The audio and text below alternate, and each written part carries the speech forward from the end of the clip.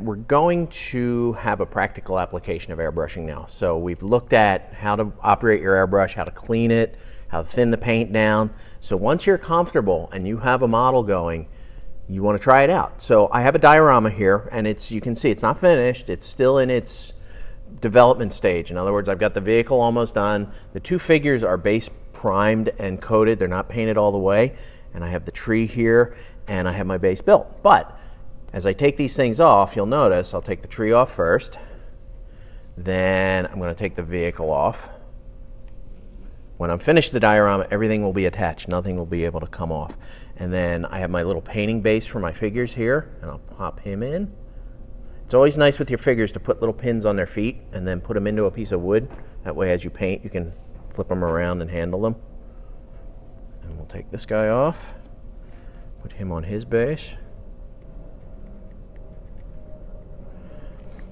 Now what we have, I'll move these over. Now we have basically the base. And you can notice that while it was wet, I drove tire tracks into it for the Jeep or for the armored car. And we have a little crater here. And it's hard to see it in white. This is primer white. I've sprayed Tamiya primer over everything to get it ready to paint.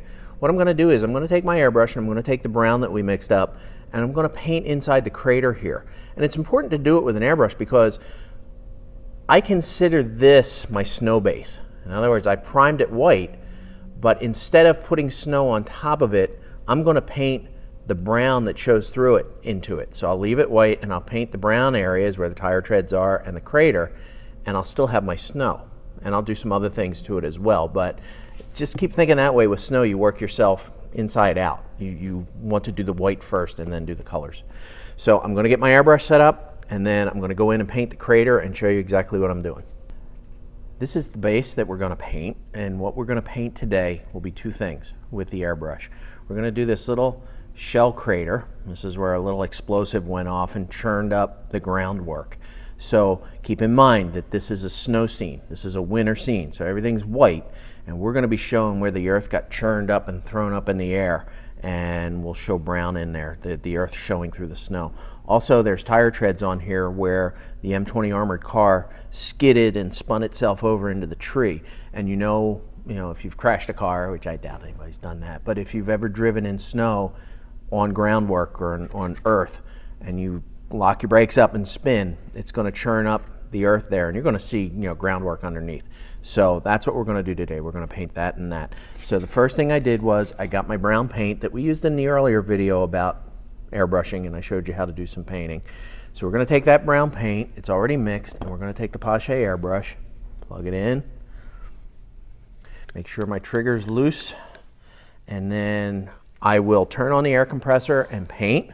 And what you need to notice is that I'm going to get it darker down in the base of the crater and then work it up gently so that it has a nice gradual transition. And the same with the tire treads when I do those. I want it the darkest down in the bottom and then just gradually fading to the top, which is where a double action airbrush comes in handy. I can do really nice faded lines going out of that. So let me turn on the airbrush.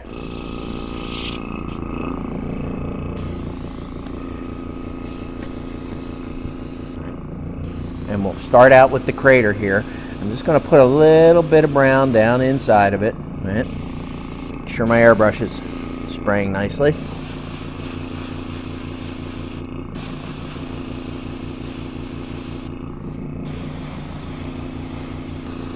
As we increase the dark in the middle, we'll paint some dark in the middle of this, and then I'm just going to kind of bring it out a little bit. And I know it's kind of hard for you to see this, but what I'm doing is I'm painting outward from the center.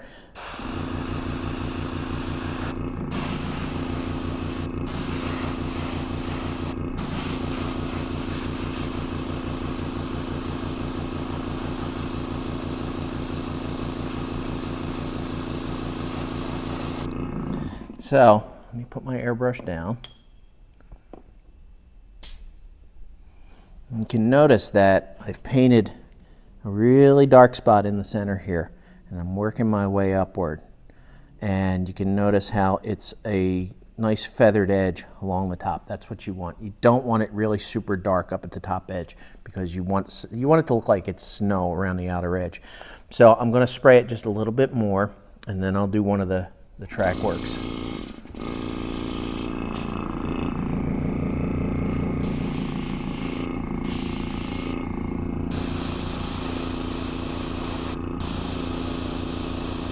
And you'll get a feel, you know, as you do this, and you can always practice on a separate piece of paper before you do it.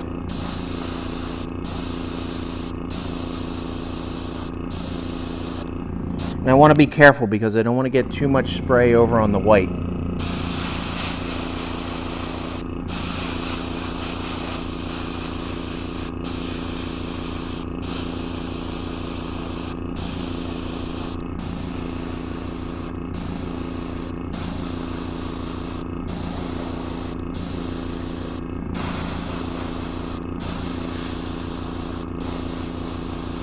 Okay, so that's part of the crater, and I'll go back and I'll finesse that and do some other things. But let's take a look at one of these tire tracks here. And just basically anywhere where I see a tire tread, I'm going to put a little bit of brown paint.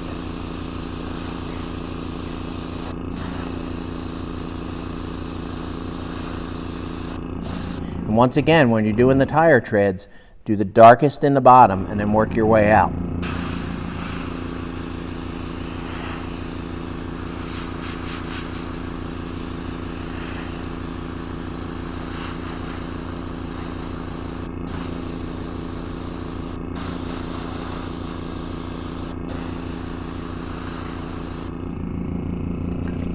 And always step back and take a look at your work in between, because if you just keep working and working and working, you won't notice any mistakes.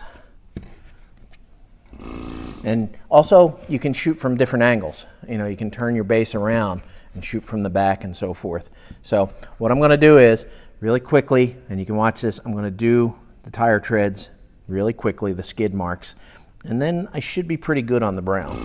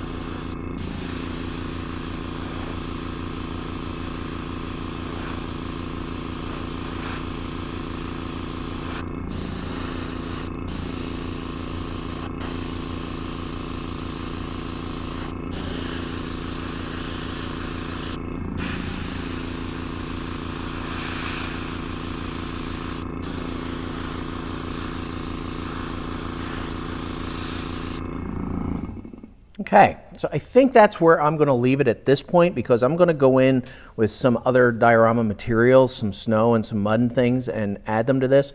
But what to notice is when you're using your airbrush, you get those nice feathered edges. You can control how much paint goes in there, and you can pinpoint the colors. So that's a really brief, quick example of airbrushing. So I've painted some of the dark areas of the diorama base, and this is just very preliminary. What I like to do is I like to get some of the newer diorama materials, especially these AK materials, the terrain series, and dark earth is going to fit the bill really nicely, because what we're going to do is put some of this dark earth in these areas, just so it simulates gravelly dark earth. So it's a little bit thinner than toothpaste and a little bit thicker than paint right out of the jar. And you can see when you open it, there's a lot of texture going on in there. So what I do is I just take a little bit of it, and I'm very sparing at first because I want to make sure where I'm putting it. And let's say we start down here on the diorama base. And you're not going to see a lot of this probably until it's dry, because it dries a little bit lighter than you put it on. So I'm just going to go like this, put a little bit on here. And I don't want to obscure the tire tracks. So think about mud splattering off of a Jeep or whatever along the sides here.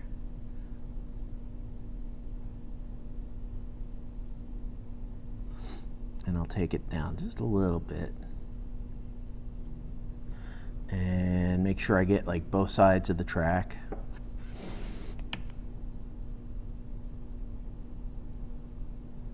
And what this is doing is, it just looks like dark paint right now, but there's texture in this paint. There's like sand and little rock type texture that as it dries, you're gonna see that and you'll be able to play around with it and make it look like actual terrain.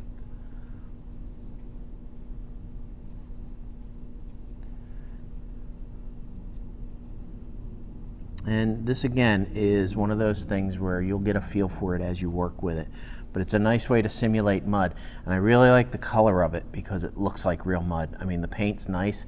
And the reason I put the paint down first is so that there's a base color underneath of this mud so that if anything shows through, it's not going to show through white like the base itself.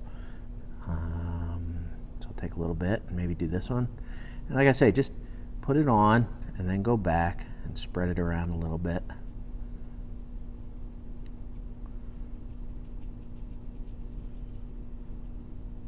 And it's good to get it on there thick because then you get the three-dimensional terrain effect. And as I said, I will just let this dry now. And after it's dry, there's also one called Splatter Effects Wet Mud. You can also use the smaller jar of wet mud if you want. This is going to dry a little bit flat, semi-sheen, and you can take the wet mud and go ahead and put a little bit of that on there so that it looks wet if you want that effect. I'm going to close this jar up. And another interesting thing about these products is they really need to be wiped off. Like before you put the jar lid on. As you can see, I got some of it on me. You really do want to wipe off.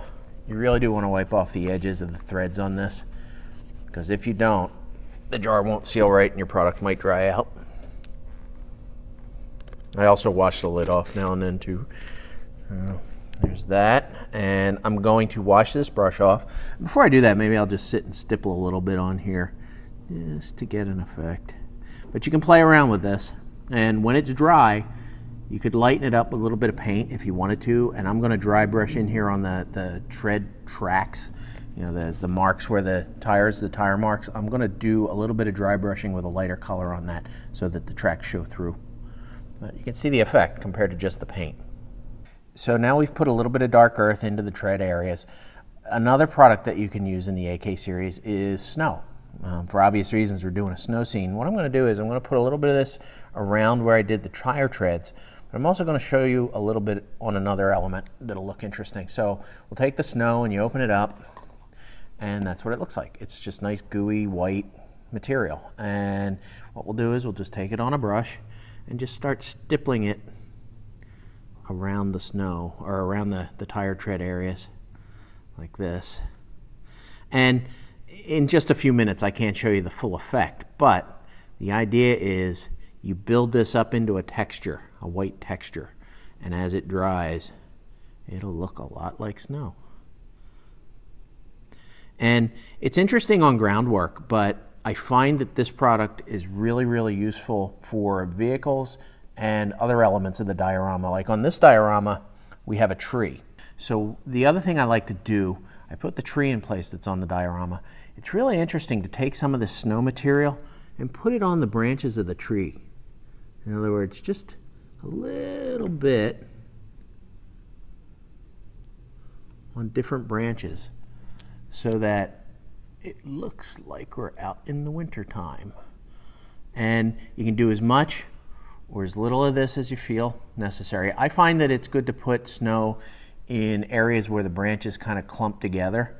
And if you want to draw interest into the diorama, put it in areas that are out where the vehicle will sit. But in general, you get the idea. You can create snow on the branches of this tree, and it'll dry nicely, and it'll look like snow. And same goes for vehicles and any other stationary objects. You can use this to put snow on the corners, on flat surfaces, and so forth. And it's a very realistic product. So that's AK Terrain's Snow. So that's dioramas. That's making a conceptual piece, that's designing your vignette, taking your armor piece or your airplane and your figures and putting them into a scene that tell a story. Come to megahobby.com for all your diorama needs. www.megahobby.com.